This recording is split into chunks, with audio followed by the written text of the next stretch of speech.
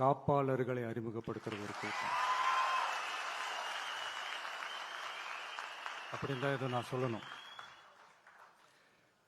நம்ம கட்சிக்காரங்களுக்கு தேர்தலை ஃபேஸ் பண்ண எக்ஸ்பீரியன்ஸ்லாம் இல்லை அப்படி இப்படின்னு சொல்லுவாங்க. நம்மளுடைய வேட்பாளர்கள் எல்லாருமே ரொம்ப சாதாரணமான குடும்பத்திலிருந்து வந்திருக்கிறாங்க. அவங்க பின்னாடி பெரிய பேக்ரவுண்ட்லாம் இல்லை அப்படி இப்படின்னு சொல்லுவாங்க. நான் அவங்க எல்லாருக்கும் ஒன்று சொல்கிறேன், ஒரு எம்எல்ஏனா எப்படி இருக்கணும்னு நான் சொல்கிறேன். ஒரு எம்எல்ஏன்றது சும்மா அனுபவத்தை வச்சுக்கிட்டு கொள்ளை அடிக்கிறவங்களாலாம் இருக்கக்கூடாது. சும்மா அனுபவத்தை வச்சுக்கிட்டு சட்ட விரோதமா கல்குவாரியில ஈடுபடுறவங்களாலாம் இருக்கக்கூடாது. சும்மா அனுபவத்தை வச்சுக்கிட்டு கேள்வி கேட்கிற பிரஸ் ரிப்போர்ட்டர்ஸா தாறுமாறா தாக்குறவங்களாலாம் இருக்கக்கூடாது.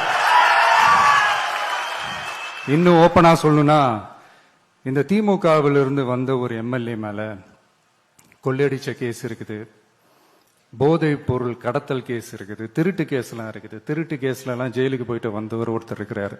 நீங்க கூட யோசிக்கலாம் அவர் யாரு அப்படின்னு. நீங்க யோசிக்கலாம் அந்த எம்எல்ஏ யாருன்னு உங்களுக்கு யோசிக்க தோணும். இன்னொரு க்ளூ வேணா நான் தரேன்.